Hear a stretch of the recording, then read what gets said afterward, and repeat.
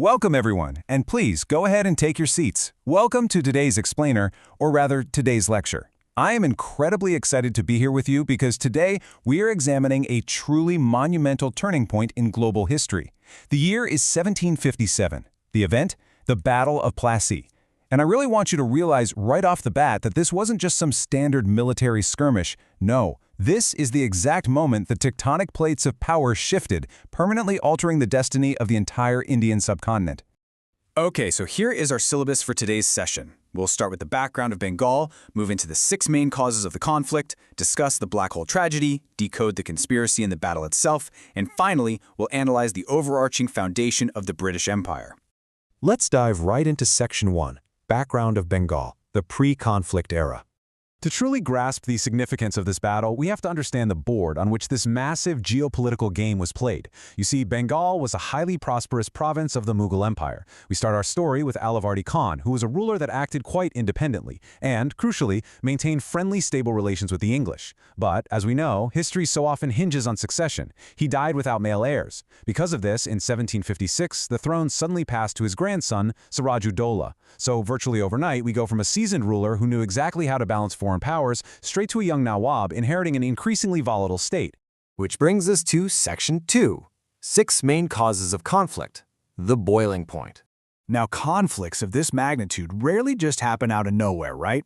As scholars of history, we need to examine the specific triggers. So we're looking at political rivals, the misuse of distachs, asylum given to the French, the fortification of Calcutta, asylum to Diwan Rajbalov, and finally the black hole tragedy.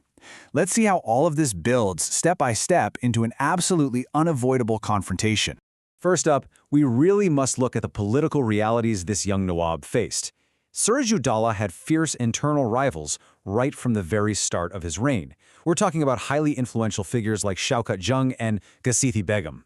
But here's where it gets complicated. There was this dangerous overlap between internal politics and external interference. You see, these internal enemies weren't just acting on their own. They were secretly emboldened and supported by British backing. The British were basically stirring the political pot from the inside out. Now, the economic engine of this whole conflict revolved around something called dastaks. What is a dastak? Basically, it was a tax-free trade permit originally granted by the Mughal emperor, but strictly to the East India Company for their official business in Bengal. The major issue here? Company employees just started blatantly misusing these permits for their own private, personal trade. They even sold them for a profit to local merchants. And this wasn't just some minor administrative loophole. This systematic abuse cost the state treasury massive amounts of revenue, which, as you can imagine, deeply infuriated the Nawab. Cause number 3 shows us exactly how global rivalries spilled right into local territories. At this time, the British and the French were engaged in fierce geopolitical competition all over the world. In 1756, the English captured the French trade center in Bengal, Chandanagar. Well, in a major move of defiance, Suraj-ud-Dowla granted asylum to the displaced Frenchmen. The British viewed the Nawab sheltering their mortal global enemies as a direct and completely unforgivable provocation. So tensions are just reaching a fever pitch now, leading to outright insubordination. Fearing French retaliation, the British decided to heavily fortify their settlement in Calcutta, and it did this completely without the Nawab's permission. Naturally, as the sovereign ruler, Suraj-ud-Dowla rightfully ordered them to demolish these new unauthorized defenses. The British flat out refused.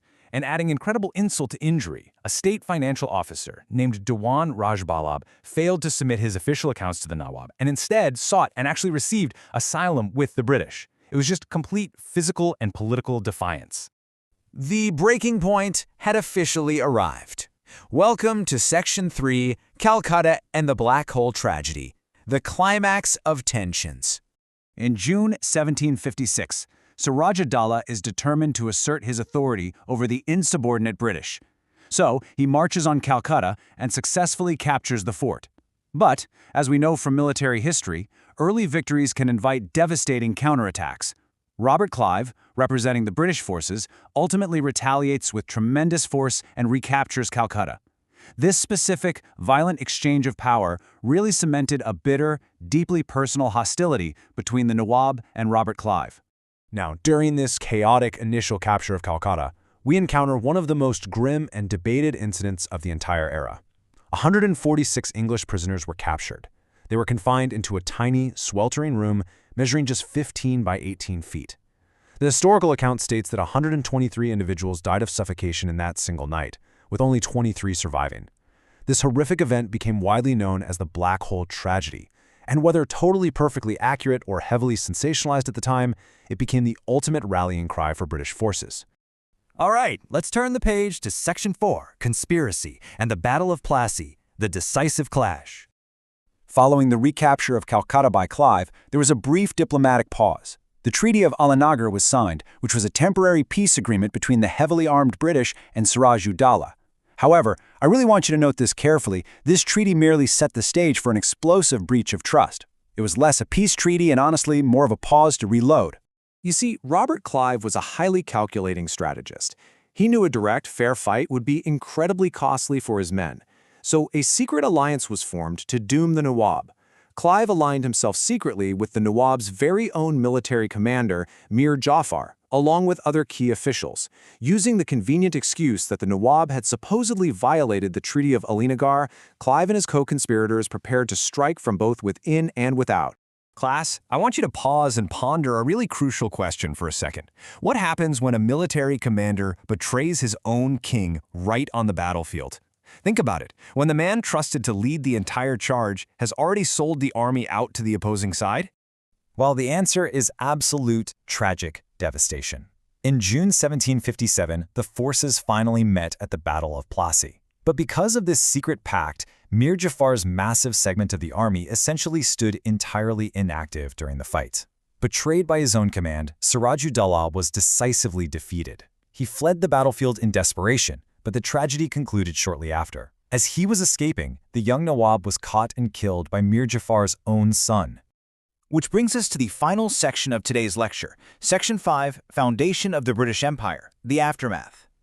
The immediate rewards of this conspiracy played out exactly to the British design. For his treason, Mir Jafar was appointed the new Nawab of Bengal, but it came at an unbelievable cost to the region. He showered his British backers with immense wealth from the treasury and formally handed over the rights to a massive, highly lucrative territory known as the 24 Parganas. Through this single betrayal, the East India Company extracted unprecedented geopolitical and financial power. And this brilliantly illustrates our overarching takeaway for the day. The Battle of Plassey definitively laid the foundation for the British Empire in India. This wasn't merely a change in local administration, folks. It was the absolute bedrock upon which nearly 2 centuries of extensive colonial rule were subsequently built, transitioning the British from mere merchants into full-blown imperial masters. As we wrap up today's lecture, I want to leave you with a provocative, open-ended academic question. How drastically would modern history have changed if one commander hadn't betrayed his Nawab at Plassey? It truly underscores the fragile butterfly effect of historical betrayals. Thank you all for joining today's class. Make sure you review your notes and never stop questioning the turning points of our past.